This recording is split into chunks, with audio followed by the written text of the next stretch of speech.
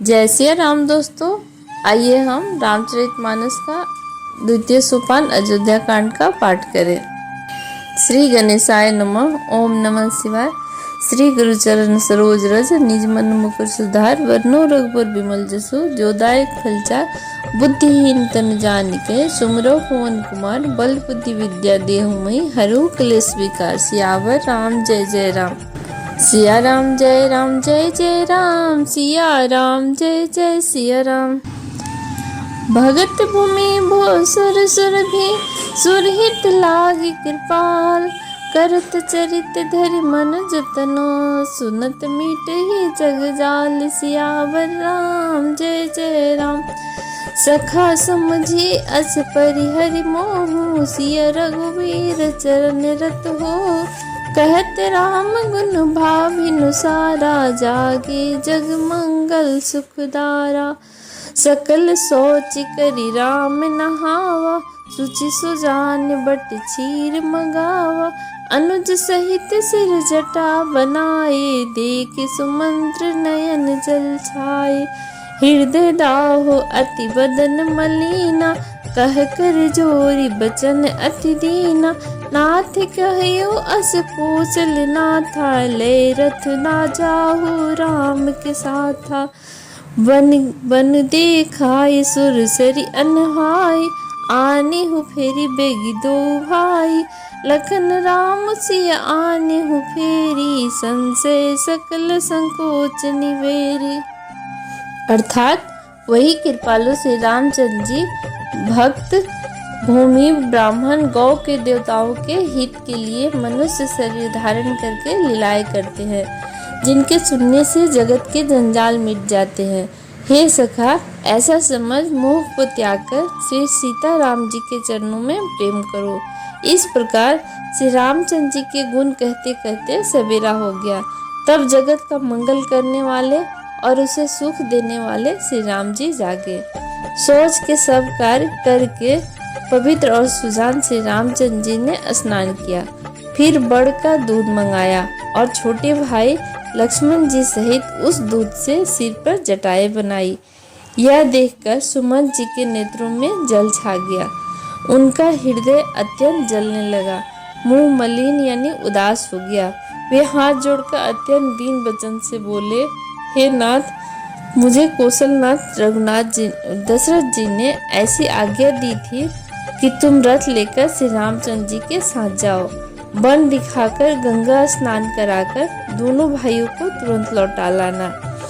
सब संशय और संकोच को दूर करके लक्ष्मण राम सीता को फिरा लाना। सिया राम जय राम। सिया राम जय जय सिया राम। निपस कहि गुसाई जस कहि करो बलि सोय। करी बिनती पायन परयो दिन बल जिमि रोय। सियावर राम जय राम। महाराज ने ऐसा कहा था, अब प्रभु जैसा कहे मैं वही करूं, मैं आपकी बलिहारी हूँ। इस प्रकार विनती करके वे श्री रामचंद्र जी के चरणों में गिर पड़े और उन्होंने बालक की तरह रो दिया। ताते कृपा करी कि जई सोई जाति अवध अनाथ न होई। मंत्र ही राम उठाई प्रबोधा तात धर्म मत तुम सब सोधा।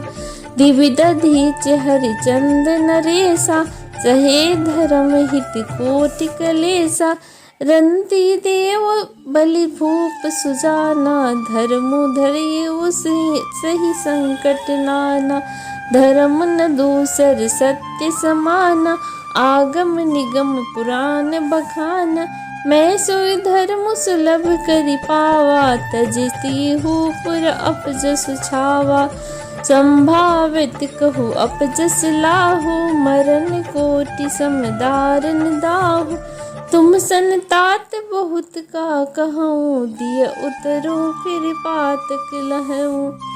और कहा, हे तात, कृपा करके वही कीजिए जिससे अयोध्या अनाथ न हो।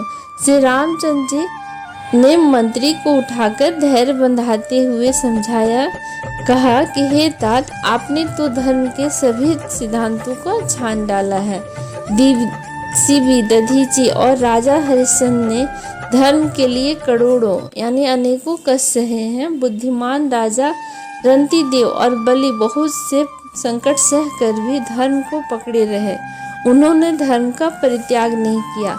वेद शास्त्र और पुराणों में कहा गया है कि सत्य के समान दूसरा कोई धर्म नहीं। मैंने उस धर्म को सहज ही पा लिया है।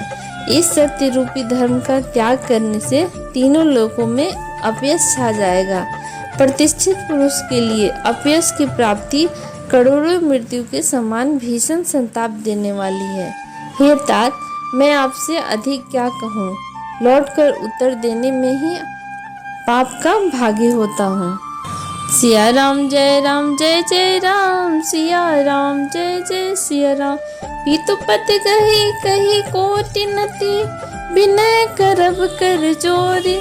चिंता कब हुनी बात कह, तात करी जन मोरी। सियावर राम जय राम। आप जाकर पिताजी के चरण पकड़कर करोड़ों नमस्कार के साथ हाथ जोड़कर विनती करके कहिएगा, हे तात, आप मेरी किसी बात की चिंता न करें। तुम पुनि पितु सम अति हित मोरे, विनती करो तात कर जोरे। सब विधि सोई कर्तव्य तुम्हारे, दुख न पाओ पित सोच हमारे। सुनी रघुनाथ सचिव संवादु, भयउ परिजन बिकल निषाद। पुनि कछुक लखन करही कटुवानी, प्रभु बरजे अपड़ अनुचित जानी। सकुचि राम निज शपथ देवाई, लखन संदेहु कहई न जाई। कह सुमंत्र पुनि भूप संदेशु, सही न कहई सिय विपुन कलेसु। जही विधि अवध आवसि फिर सेवा, सोई रघुवर ही तुम ही करनिया। न तरु निपट अवलंब विहीना, मैं न जियब जिमु जल बिनु मीना। आप भी पिता के समान ही मेरे बड़े हितैषी हैं। हे तात, मैं हाथ जोड़कर आपसे विनती करता हूँ कि आप भी सब प्रकार से वही कर्तव्य है जिसे पिताजी हमारे लोगों के सोच में न पावे। श्री रघुनाथ जी और सुमंत्र का यह संवाद सुनकर निषाद राज कुटुंबियों सहित व्याकुल हो गया। फिर लक्ष्मण जी ने कुछ कड़वी बातें कही। प्रभु श्री रामचंद्र ने उसे बहुत ही अनुचित जानकर उनको मना किया। श्री रामचंद्र जी ने सकुचाकर अपनी सौगंध दिलाकर श्री सुमंत जी से कहा कि आप जाकर लक्ष्मण का यह संदेश न कहिएगा। सुमंत्र ने फिर राजा का संदेश कहा कि सीता बन के क्लेश न सह सकेंगी, अतएव जिस तरह सीता अयोध्या को लौट आए, तुमको और श्री रामचंद्र जी को वही उपाय करना चाहिए।